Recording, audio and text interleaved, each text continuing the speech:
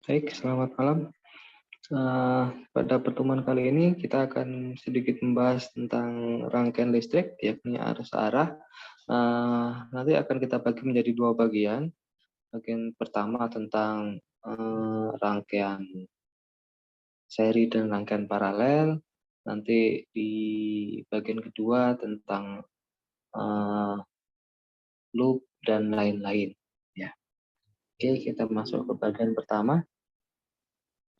Untuk subjek PMK atau capaian pembelajaran mata kuliah yang kita lakukan untuk mata kuliah kali ini, yakni mahasiswa mampu menghitung arus, hambatan, dan tegangan listrik pada rangkaian listrik DC.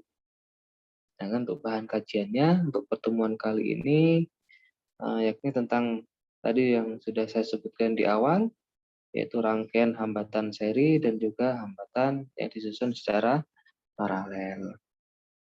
Oke, sebenarnya apa sih yang akan kita bahas dari segi fisikanya? Ya, tentang sirkuit. Ya, sebenarnya kalau kita ngomong tentang listrik, banyak sekali komponen-komponen atau alat-alat yang sudah kita gunakan saat ini yang berhubungan dengan listrik, mulai dari HP, mungkin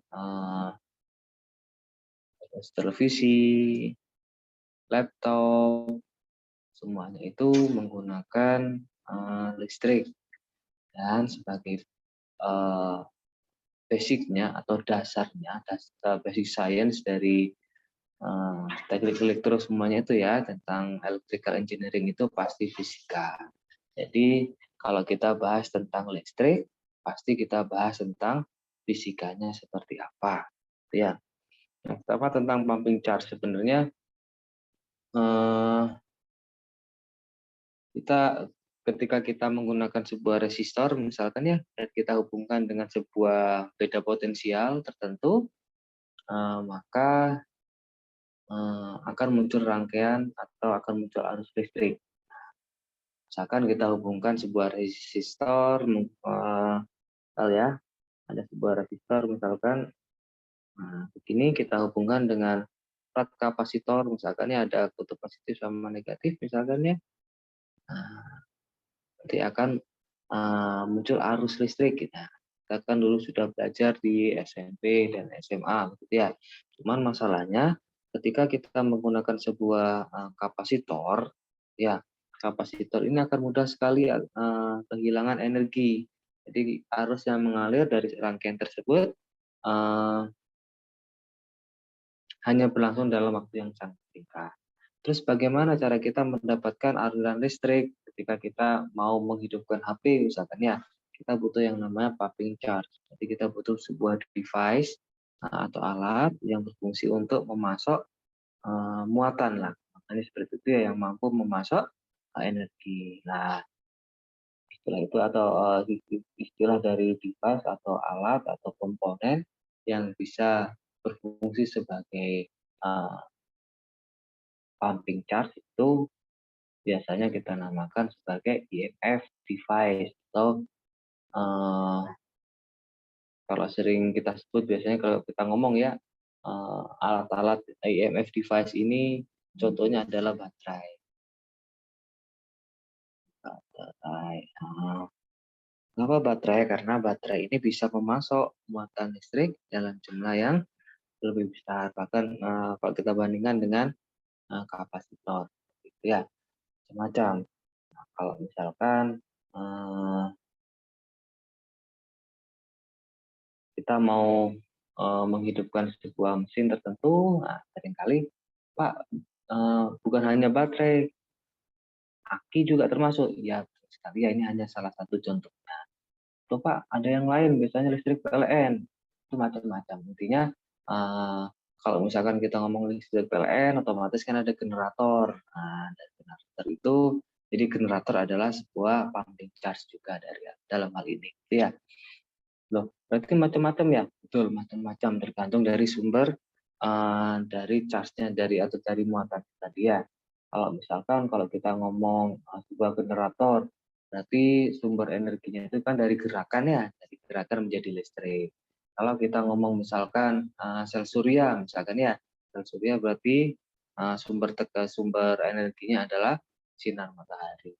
Atau misalkan kalau kita ngomong thermopiles, misalkan ya, jadi sumber energinya adalah dari temperatur suhu, misalkan seperti itu, dan macam-macam masih banyak lagi contoh-contoh yang lain. Dalam hal ini kalau kita ngomong baterai, jadi sebenarnya sumber energinya, sumber energi dari baterai ini adalah bahan-bahan kimia, misalkan ya, macam. Oke, itu penghantar saja ya. Terus kalau kita apa sih hubungannya sebenarnya usaha, energi, dan EMF. EMF ini electromotive force ya. Atau kalau kita dulu SMA itu sebenarnya ngomongnya GGL. Apa itu GGL? GGL itu gaya gerak listrik. Gaya gerak listrik ya. Terus apa hubungannya? Ya, jadi kalau kita misalkan punya sebuah device tertentu ya, kalau kita ngomonglah baterai gitu ya. Baterai itu ketika kita hubungkan dengan sebuah apa namanya wire misalkan ya, apa namanya kabel gitu ya, maka dan kita hubungkan misalkan dengan sebuah lampu, nah seperti ini misalkan, maka karena baterai itu mempunyai ada kutub positif dan kutub negatif, otomatis ada beda potensial dari baterai tersebut. Ketika kedua kutubnya kita hubungkan dengan sebuah kabel dan kita hubungkan dengan sebuah resistor, dalam hal ini misalkan lampu, maka akan ada arus yang mengalir. Ini kan ya. Nah, arus itu mengalir selalu dari potensial tinggi ke potensial yang lebih rendah. Dari pertemuan yang lalu kita kan sudah bahas nih bahwa sebenarnya arus kan ada dua macam, ada yang konvensional dan juga aliran elektron gitu ya. Yang kali ini kita nggak bahas tentang aliran elektron, yang kita bahas sesuai dengan kesepakatan minggu lalu bahwa arus itu mengalir dari kutub positif ke kutub negatif. Yang kita gunakan otomatis adalah apa namanya arus konvensional gitu ya. Terus sebenarnya apa sih hubungannya antara GGL dengan usaha gitu ya? Sebenarnya kalau kita sebenarnya sudah bahas di listrik statis yang lalu ya, bahwa sebenarnya kalau kita ngomong potensial gitu ya, V gini biasanya ya, kan kemarin rumusnya yang kita punyai kan K Q per R, sorry, Q R gitu ya, Q R. Nah, terus kemudian kalau kita ngomong energi potensial gitu ya, atau usaha gitu ya, EP ya, atau delta IP lah ya, atau langsung kita ngomong ke usahanya, rumusnya kan berarti Q dikalikan delta V gini ya. Jadi apa sih sebenarnya hubungannya kalau kita hubungkan antara apa sih hubungannya antara EMF GGL dengan usaha? Sebenarnya GGL sendiri itu adalah turunan dari usaha W terhadap muatan. Nah, apa maksudnya? Jadi dalam hal ini, dengan kata lain ya, EMF atau GGL dalam sebuah baterai adalah usaha yang dilakukan tiap satuan muatan yang mengalir dari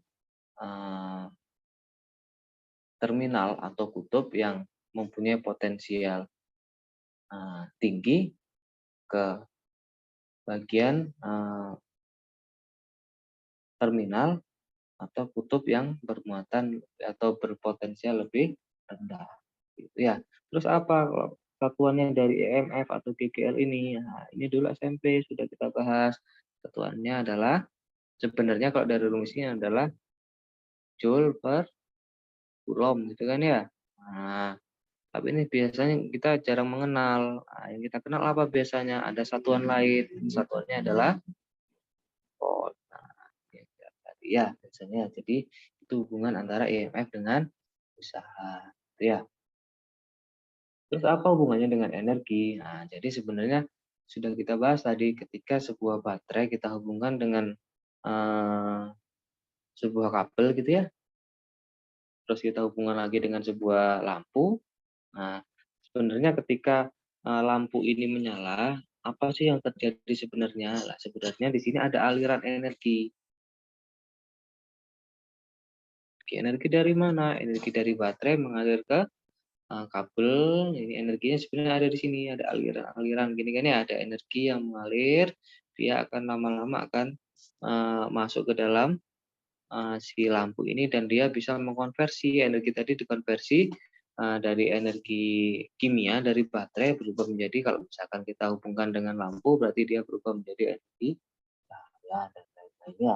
Jadi itu hubungannya antara energi, EMF dan juga kerja. Macam-macam sumbernya tadi ya. Nah ini kalau kita ngomong simbolnya apa sih simbolnya sebenarnya? Nah, kalau misalkan kita cuma ngomong konduktor, misalnya dalam sebuah rangkaian gitu ya, atau kita ngomong kabel, ya ini simbolnya seperti ini. Ya, iya kayak garis lurus gitu aja ya, tanpa tidak putus-putus. Jangan kalau resistor ini simbolnya seperti ini. Nah, masih sudah tahu sebenarnya ya. Resistor, kalau kemudian kita ngomong GGL atau IMF, ini simbolnya ada satu bagian yang panjang, ada satu bagian yang lebih pendek. Terus kemudian kalau kita misalkan di dalam kita pembahasan kita bahas tentang energi dalam, hambatan dalam, ya nanti lambangnya R kecil. Nah kalau disimbolkan seperti ini biasanya, kalau ini menggambarkan sebuah baterai, biasanya selain ada GGL-nya, di sini ada hambatannya. Yang dimaksud di sini adalah hambatan dalam. Biasanya simbolnya R kecil, gitu ya. Terus kemudian kalau kita ngomong rangkaian juga biasanya ada simbol yang lain. Ini contohnya seperti ini. Berarti ini simbolnya voltmeter. Sedangkan yang kalau ada hurufnya A berarti dia ampere meter ya. Ya, ampere itu ya. Seperti ya. Semuanya saya kan sudah tahu ya kalau masalah simbol seperti ini sudah sangat sederhana. Terus bagaimana cara kita menghitung arus dalam sebuah rangkaian tunggal gitu ya, single loop gitu ya. Yang kita bahas untuk pertemuan ini baru single loop, nanti untuk yang double loop kita bahas di pertemuan selanjutnya. Single loop itu seperti apa sih sebenarnya? Misalkan gini, kalau saya punya baterai, ya ada baterai, terus kemudian saya punya sebuah hambatan, nah ini namanya single loop. Cuma ada satu loop ya, satu putaran ini ya. Sebenarnya cara menghitungnya ada dua macam. Yang pertama menggunakan metode energi, yang kedua menggunakan potensial gitu ya. Semuanya sudah kita tahu kalau kita sebenarnya ini pelajaran waktu SMP dulu ya. Kalau tadi kita tahu rumus GGL itu rumusnya sama dengan D W per dq, otomatis kalau saya tanyakan rumusnya W sama dengan GGL dikalikan dq ini kan ya. Nah, GGL sendiri atau Q-nya sendiri kalau kita jabarkan, Q itu kan jumlah banyaknya arus yang mengalir gitu kan ya. Nah, atau kalau kita balik, kalau kita belajar kemarin yang namanya arus kan jumlah muatan yang mengalir setiap satuan waktu gini ya. Nah, ini bisa kita masukkan ke dalam sini. Berarti rumusnya W jadi sama dengan GGL dikalikan I dikalikan dt. Ini boleh seperti ini. Ini kalau kita tinjau dari segi energi. Nah, berarti W sama dengan GGL dikalikan I dikalikan T. Atau dulu waktu kita SMP atau SMA, W itu rumusnya VIT gini Pak. Apa sama Pak? Ya mirip, untuk dalam hal ini masih kita anggap mirip gitu ya. Masih dibolehkan. Nanti ada rumusnya tersendiri ya. Nah, kalau saya nyari GGL, GGL berarti apa hubungannya kalau dalam menggunakan metode energi? Nah, sebenarnya masih apa namanya dengan rumus yang sama. GGL itu sering kita pakai rumus yang kayak gini tuh. GGL sama dengan I kalikan R loh. Ini bukannya rumusnya tegangan, benar. Nanti kita bahas apa sih hubungannya GGL, beda potensial, dan tegangan kita bahas di bawah ya. Cara untuk mencari menghitung arus dari menggunakan metode energi. Kalau kita menggunakan metode potensial itu seperti apa? Nah, ini sebenarnya sudah sering kita bahas. Nah, ini sebenarnya yang menemukan namanya Pak Gustav Robert Kirchhoff. Pak Kirchhoff ya.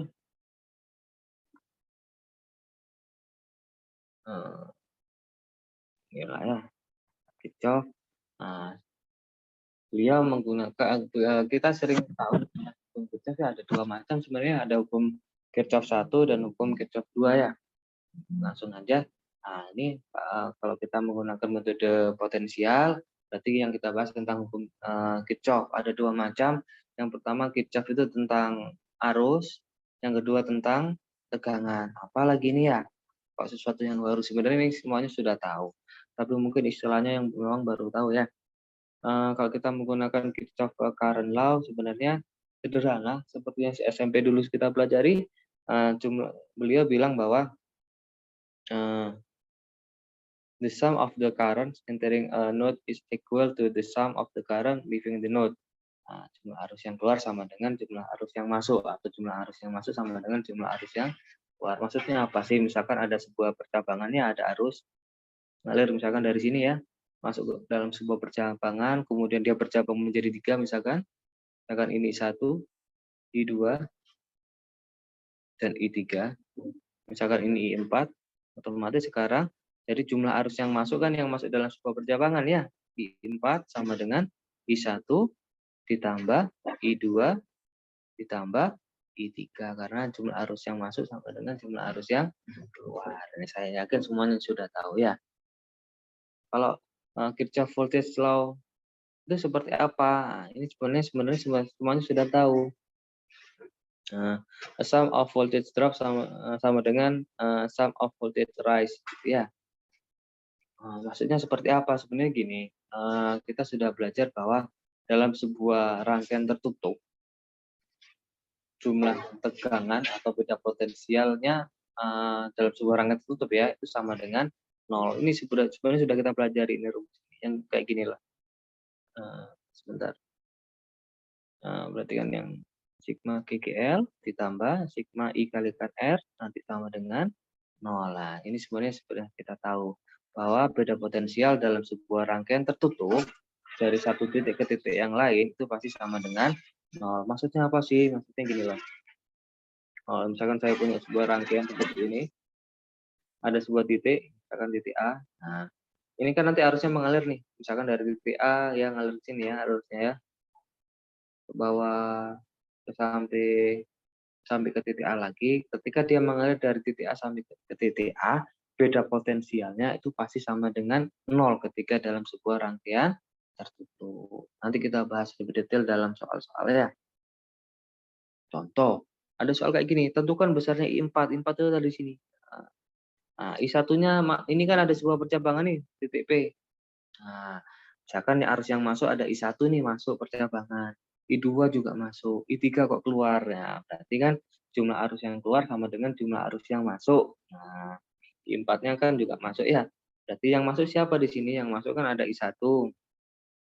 Berarti ditambah I4 ya yang masuk, ditambah I2 ya. Sama dengan yang keluar ternyata ada I3. Kita masukkan aja I1 2 nilainya. I4 kita nggak tahu nilainya. Nah, ditambah I2-nya berapa nilainya?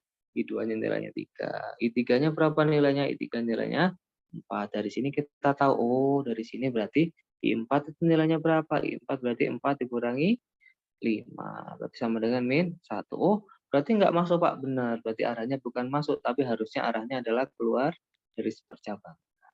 Seperti itu ya. Oke. Oke, kita masuk ke rangkaian seri sekarang. Nah, maksudnya apa sih rangkaian seri? Sebenarnya gini, rangkaian seri dalam hal ini hambatannya ya resistornya yang kita susun secara seri. Ini juga kita sudah belajar sebenarnya di SMP dulu. Kalau ada rangkaian seri seperti ini, berarti ada resistor yang disusun secara seri. Misalkan ada R1, ada R2, ada R3.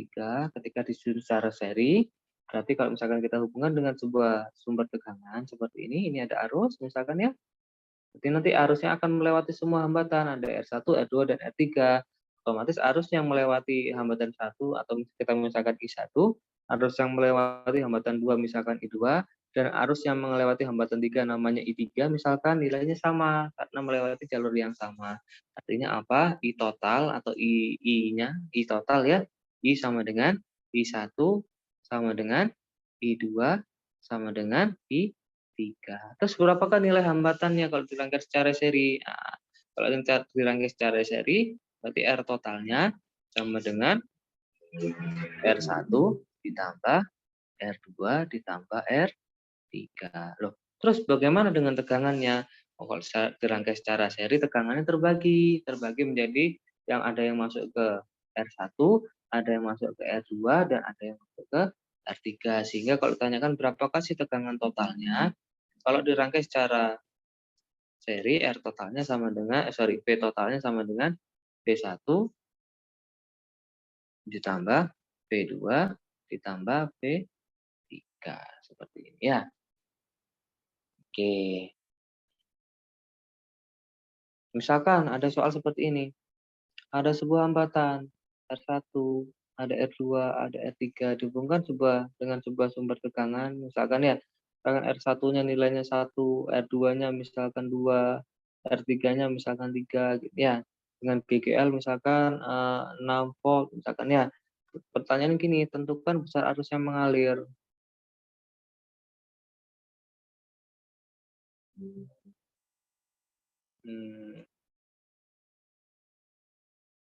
Hmm, dalam rangkaian. Loh, kok cuma gitu aja? Iya. Kok nggak ditanyakan yang ada di R1, R2, dan R3? Ingat-ingat ini rangkaian seri. Rangkaian seri nilai arusnya selalu sama di semua titik gitu kan ya.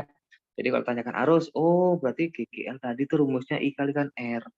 Jadi seperti apa ngitungnya? Oh, saya butuh arus, berarti sama dengan GGL dibagi R. GGL-nya berapa? Oh, ada 6. Kalau R-nya, rangkaian seri. Kalau rangkaian seri berarti R-nya ditambah. Berarti ini R1 ditambah R2 ditambah R3. Masukkan. Jadi 6 dibagi dengan R1-nya 1, R2-nya 2, R3-nya 3. Berarti I-nya berapa? Berarti 6 dibagi 6. Berapa nilainya? Sama dengan 1 ampere. Seperti ini ya. Kalau ditanyakan berapakah besar tegangan yang ada di R1? Oh, tegangan yang di R1, V1 berarti ya. Oh, V itu rumusnya atau V yang di R1 ya, berarti I kalikan R. Oh, benar. Berarti I-nya tapi I1, R-nya R1 karena yang diminta di hambatan 1. I1-nya berapa, Pak? Rangkaian seri katanya I-nya sama, benar. Berapa nilainya? 1. R1-nya berapa? Oh, 1. Berarti tegangan yang ada di hambatan 1 di sini nilainya adalah 1. Kalau di hambatan 3 berarti ya I3 dikalikan R3. I3-nya berapa? Oh, sama nilainya. R3-nya berapa? Oh, 3. Berarti sama dengan 3. Satuannya apa? Satuannya volt dan lain-lain ya. Ya. Nah, gitu. Terus kalau rangkaian paralel seperti apa? Kalau rangkaian paralel berarti dia disusunnya seperti ini. Nah, biasanya kalau paralel ciri-cirinya ada percabangan. Misalkan seperti ini ya. Dihubungkan misalkan dengan baterai. Misalkan gini ya. Kalau rangkaian paralel, ini misalkan R1, ini R2, ini R3. Oh, rangkaian paralel seperti ini ya. Oh, berarti arusnya terpecah, Pak. Benar. Kalau rangkaian paralel berarti arusnya terpecah. Sesuai hukum kita yang pertama tentang apa namanya? Tentang arus tadi, jumlah arus yang masuk dalam sebuah percabangan sama dengan arus yang keluar dari percabangan. Karena ini bercabang berarti ya dia harus dijumlah. Misalkan arus yang ngalir di R1 namanya I1, yang ini misalkan I2, yang ini misalkan I3, berarti kalau ini I total, berarti I totalnya sama dengan I1 ditambah I2 ditambah I3. Terus tegangannya, Pak. Nah, karena ini ada titiknya cuma ada 2 kan, titik A dan titik B misalkan ya. Oh, berarti potensial yang di atas, di bawah, dan di tengah sini sama nilainya. Iya, benar. Berarti kalau dia secara paralel berarti V totalnya sama dengan V1 sama dengan V2 sama dengan V3. R-nya bagaimana? Oh, R-nya sesuai dengan rumus V sama dengan I kalikan R, atau I sama dengan V per R, otomatis R paralelnya kalau disusun secara paralel, R-nya seper, berarti seper R total sama dengan seper R1 ditambah seper R2 ditambah 1 R3 gitu kan ya. Ini kalau dia disusun secara paralel. Kita akan ada soal. Ada sebuah baterai. Ini ya, dihubungkan dengan sebuah rangkaian paralel. Misalkan GGL nilainya di sini 6, misalkan R1-nya misalkan 1, R2-nya misalkan 2, R3-nya misalkan 3. Nah, berapakah arus total yang mengalir dalam rangkaian tersebut? Total. Nah, kalau ditanyakan di total berarti V total dibagi dengan R total. V totalnya berapa nilainya? Oh, nilainya 6. R totalnya berapa? Oh, belum tahu. Rangkaian paralel, berarti R-nya disebar. Berarti seper R totalnya sama dengan seper R1-nya ditambah seper R2 ditambah seper R3. Di sini bisa nulis berarti seper R1-nya 1 ditambah seper 2 ditambah seper 3. Samakan penyebutnya gini ya. Apa jadinya? Jadikan 6. Berarti 6 ditambah 3 ditambah 2. Berapa ini? 11/6. Berarti R totalnya sama dengan 6/11. Masukkan di sini. Berarti ya 6/11.